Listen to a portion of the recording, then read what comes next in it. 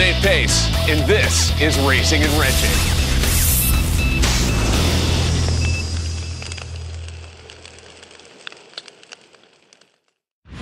In this series of videos, we're going to be going over a little bit of Automotive 101. This is based for new drivers. So if you're just getting your permit or just getting your license, and while you're learning about driving, it's also very important to learn about what you're going to be driving. Whether it's a car, a truck, or any sort of vehicle, all of them have a lot of things in common. We'll start up front with headlights. All vehicles have headlights if they're legal to drive out on the road, and these are very important to give a visual inspection before you head out there. You want to make sure that there's no cracking on the lenses, that they're not fogged over, they're clear.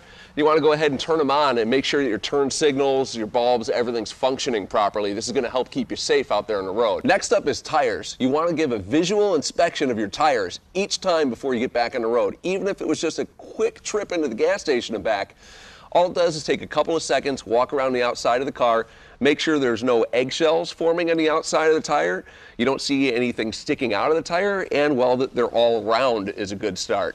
Because if you're losing air pressure, they'll start to go flat. Now there's a lot of other things you can check out, such as tread depth, wear patterns, tire pressure, things like that, but we'll cover that in more detail a little later on. Next thing we're going to talk about is tail lights. Tail lights are very important for inspection. You're going to want to have a friend help you out with this. Have them sit inside of the vehicle with the key turned forward and step on the brake pedal so you can check that your brake lights actually light up. This is very important. Again, I can't stress enough for inspection because it's something that you won't know is wrong unless you check it. If a headlight goes out up front, you're going to be able to know that, hey, I can't see as well. There's not as much light out there on the road. With the brake light, you have no information about that unless you're getting rear-ended because someone didn't see them turn on. Another thing that is absolutely vital to keep an eye on is your engine's oil level. This can quite literally mean life or death of your car. So very, very important stuff there. The hood pop is the first thing you're going to have to locate, and that is on the driver's side of the vehicle always. So just hop in behind the wheel if you don't know where it's at, and then you're going to take a look underneath the dashboard. Usually right on over here on the left-hand side, and you just give this little guy here, looks like a hood being opened on it, a tug, and the hood opens just like that. So now that we've popped the hood inside of the car, there's another latch on the outside. This is a backup, kind of a safety, so if you're driving down the road and somehow this one gets actuated, it's going to try and catch the hood for you.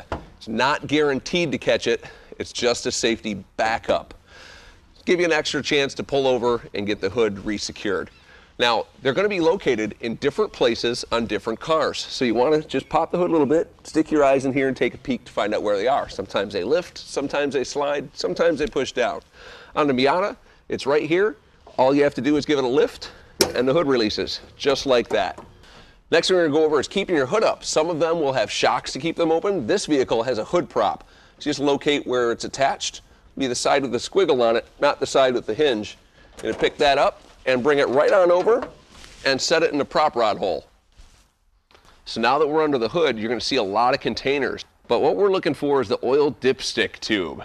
On this vehicle, it's yellow and sticking out at us right there. All right, now that we've located our dipstick, we're going to pull it out and we're going to give it a wipe down because the oil that's on there now has been sloshed around from when the engine's been running and driving, so it's not going to give us an accurate level. So we have to clean it first. After we clean it, we're going to insert it right back into the dipstick tube. Make sure it goes all the way down and it's secure. Then we're going to remove it. And now we get to take a peek and see where our oil level's at. The line up top means full. The line down at the bottom means low. We're right in the middle there, so I'm about a half a quart low. So I could use to add half a quart of oil to my engine. In order to do that, we have to find where to add the engine oil. There's going to be a cap, and it's either going to say oil on it or have a picture or a little drawing on it, kind of an old school oil can. While we're under the hood, we also want to check our coolant fluid. Now, this is very important because it's what keeps the engine cool. Full line, low line, pretty self-explanatory. You don't want to fill it over full. You don't want to have it drop down below low. So ours is at a good level right now, so we don't have to worry about that. We also have windshield washer solvent. This is what helps keep your windshield clean when you hit the little button in the car and it sprays the fluid up. This is where it comes from.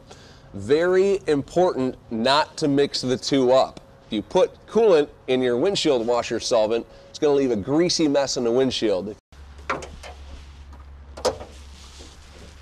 That's going to wrap us up underneath the hood and for our first episode here with Auto 101. If you guys have questions or comments, feel free to leave them below. If you like the video, like it. If you don't like it, dislike it. If you want to see more, make sure to subscribe. And thanks for joining us here at Racing and Wrenching.